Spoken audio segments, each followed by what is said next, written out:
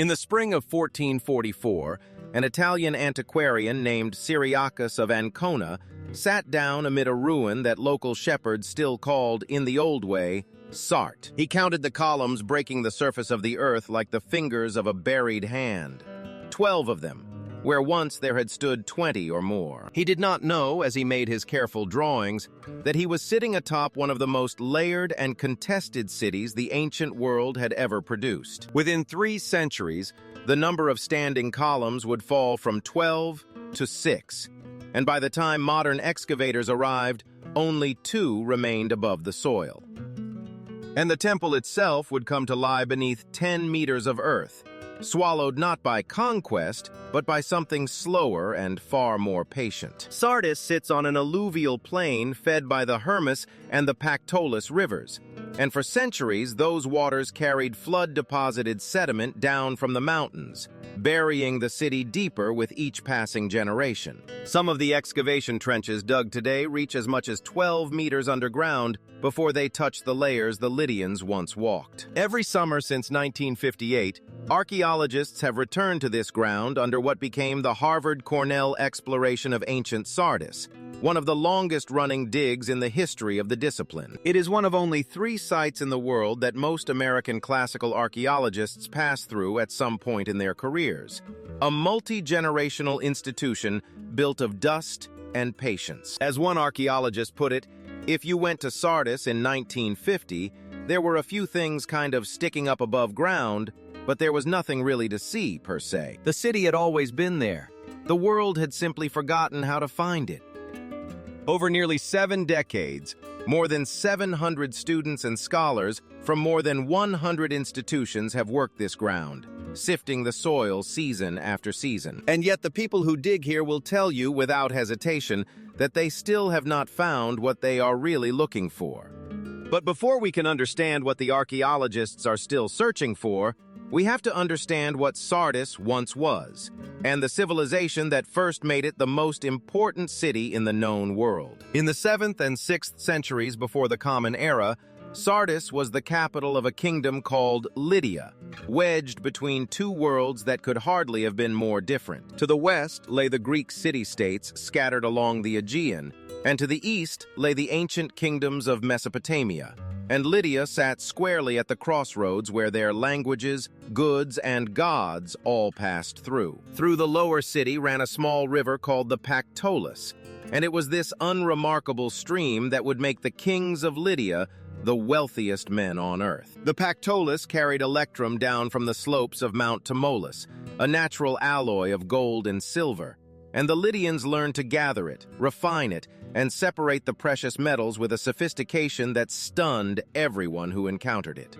On the banks of that stream, excavators have found the physical remains of a gold refinery, and beside it, a stone altar most likely dedicated to Cybele, the patron goddess who watched over the city and its treasure. The Pactolus refinery that supplied his treasury still sits in the soil, a few hundred meters from where you would stand today, and the expression it left behind, rich as Croesus, has outlasted every language and every empire that passed through the city he built. The dynasty that built this kingdom were the Mermnad kings, and from Gyges to Croesus, they extended their power across western Anatolia, concluding treaties with Egypt, with Babylon, and with the Greek city-states of the coast. Somewhere between 650 and 600 before the Common Era, in workshops on the banks of the Pactolus, Lydian craftsmen developed the process of separating electrum into purified gold and silver and stamping the resulting blanks with a lion's head,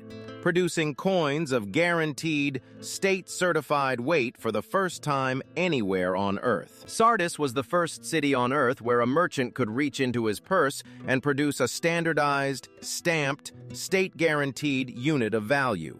And the entire architecture of the economies we live inside today begins on that riverbank.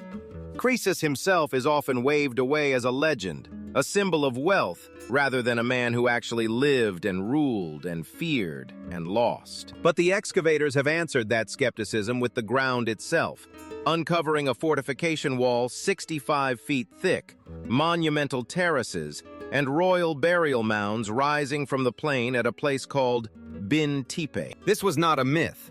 This was a civilization of staggering material sophistication, and its evidence is measured in tons of earth.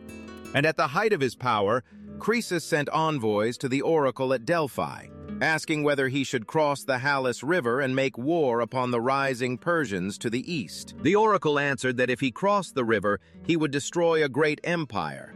And Croesus, hearing exactly what he wished to hear, crossed. Herodotus sets down the outcome without softening it. The Persians took Sardis and made Croesus himself prisoner, he having reigned 14 years and been besieged 14 days. And as the oracle foretold, the empire he brought to an end was his own. He had destroyed a great empire. It was simply the wrong one. And so, in the year 546 before the Common Era, Cyrus the Great marched west, and the richest man the world had ever known stood on the walls of his own golden city and watched the empire he had built begin to come apart. Sardis ruins at dusk, layered stratigraphy visible, long shadows across the site. But Sardis did not die when Croesus fell. It absorbed its conqueror, and then it absorbed the next one, and then the next. The only question that remained was how and at what cost. Under Persian rule, Sardis shed its identity as a Lydian capital and put on something far larger, the administrative nerve center of the entire Western Empire. The city became the western capital of the Achaemenid Persian Empire, the seat of the satrap who governed all of Western Anatolia, the place where the great royal roads began their long eastward journey toward Persepolis. Through Sardis moved couriers and armies, tribute and decrees, in a network of imperial communications so efficient that Herodotus marveled at the speed with which a message could cross the empire. This was no provincial backwater. It was a hub of the first magnitude. But in the year 499 before the Common Era, the Greek cities strung along the Aegean coast rose in open revolt against their Persian overlords, and they turned westward across the water in search of allies. Athens answered the appeal and sent 20 ships across the sea. A modest gesture, a small commitment, the kind of decision that ought to have vanished into the footnotes of history. In the year 498, an Athenian-led force marched inland, entered the lower city of Sardis, and set it ablaze. Not the fortified citadel which held against them, but the sprawling town below. Among the buildings that burned was the great temple of Cybele, the patron goddess of the city, her house consumed in a fire that would prove far more consequential than the men who lit it could ever have imagined.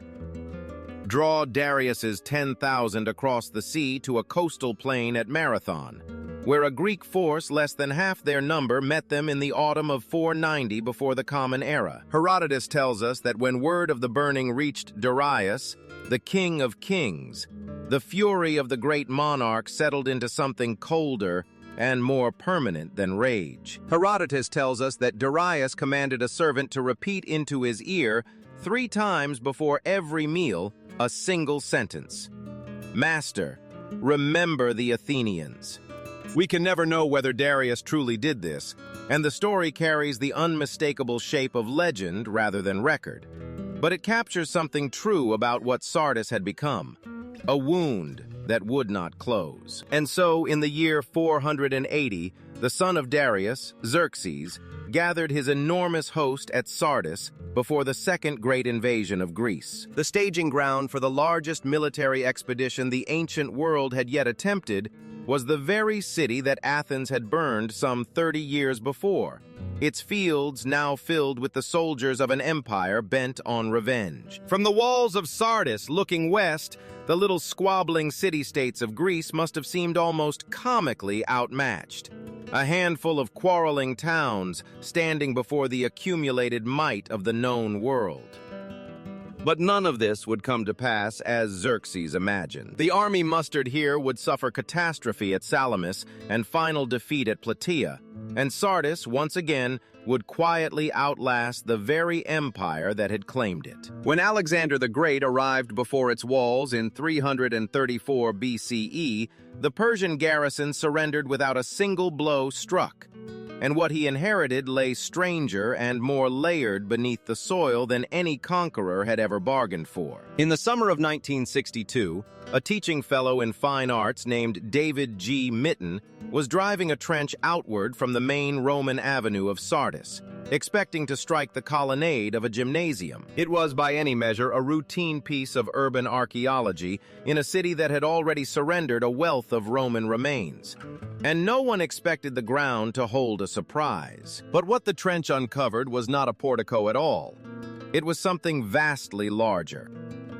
The structure was nearly 60 feet wide and more than 120 feet long, its floor paved with intricate mosaics, its walls once revetted with polychrome marble, its interior organized around a triple gate dividing an eastern and a western hall. Slowly, season by season, the excavators arrived at a conclusion that few of them could quite believe as they stood inside it. They had found the largest synagogue ever recovered from the ancient world. For most of the 20th century, scholarship had quietly assumed that by the later Roman Empire, the Jewish communities of Asia Minor had dwindled or been absorbed, eclipsed by the rise of Christianity and worn away by the sheer passage of time. The Sardis synagogue did not merely complicate that assumption. It demolished it entirely. Some of the donors named in the synagogue's dedicatory inscriptions held titles of genuine civic office: council members, imperial administrators, men woven into the machinery of Roman government. This was not a tolerated minority sheltering in the margins of civic life, but a community prosperous and integrated enough to occupy one of the grandest public buildings in the monumental heart of the city. And the synagogue sat directly beside the main gymnasium and bath complex.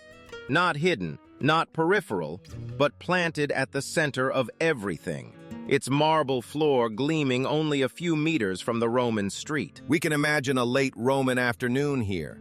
Bathers stepping out of the gymnasium into the warm air, the smell of heated stone and oil, the ordinary noise of a city at work. And just through the colonnade, the reading of the Torah in a hall larger than nearly every church that existed anywhere in the world at that moment.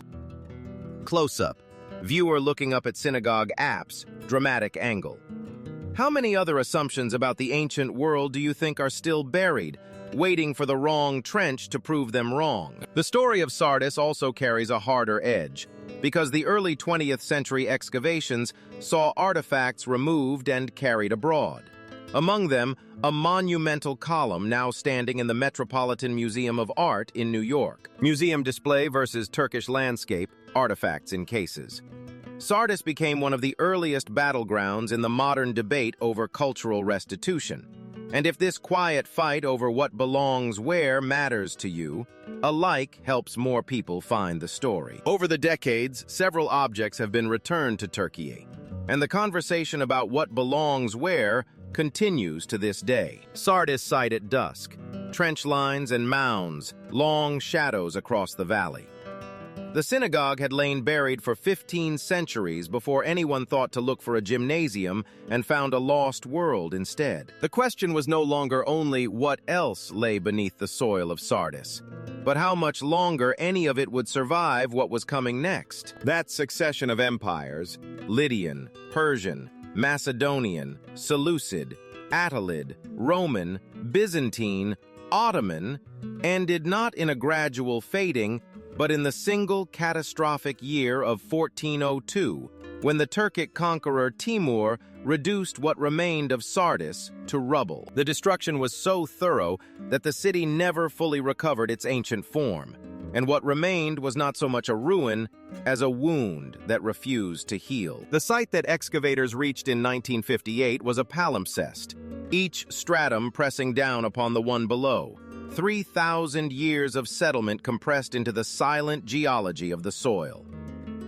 And the record of excavation at Sardis quietly contradicts a common expectation, because the greatest breakthroughs here have never come from a single dramatic season of digging. A wall surfaces in one trench in 1968, a mosaic floor in another in 1979, a hoard of coins in a third context in 1991, and then, slowly, a picture assembles that no single find could ever have supplied. As the archaeologist Bahadir Anderson put it, one season's work You'll learn how to do the thing, but you're not necessarily going to find something that will be especially significant for the history of the site, until maybe 10 years later, you find something else a little bit further away, and the pieces start to add up. The teams working the ground today include scholars trained by scholars who were themselves trained by the original excavators of 1958, a lineage of field knowledge passed down like an inheritance. Among them is Leyla Ugurer, a doctoral student born and raised in the Sardis region, who first studied English literature at Istanbul University before returning to dig the very ground she had grown up on. For her, this was never a foreign expedition to a distant ruin, but the slow recovery of a history buried directly beneath her own childhood. The recent World Heritage designation marks both a milestone and a form of protection for a city that has waited a very long time to be recognized. But the threat remains ongoing, because Sardis sits on an alluvial plain subject to erosion, agricultural encroachment, and the relentless pressures of a landscape that is still very much alive and being worked. The city that outlasted Cyrus, Alexander, and Timur now finds itself navigating the slower, quieter attrition of the modern world. That same Temple of Artemis, down to 2 columns when the first excavators arrived, where Cyriacus counted 12, still anchors most visitors' image of Sardis, a Greco-Roman postcard masking the Lydian city that gave the whole place its meaning. Yet the Lydian era that made the city famous remains its least excavated, and what Croesus actually built lies, for the most part, still underground. Those 2 columns still stand as they have always stood. The same pair Cyriacus could not have imagined would be all that endured.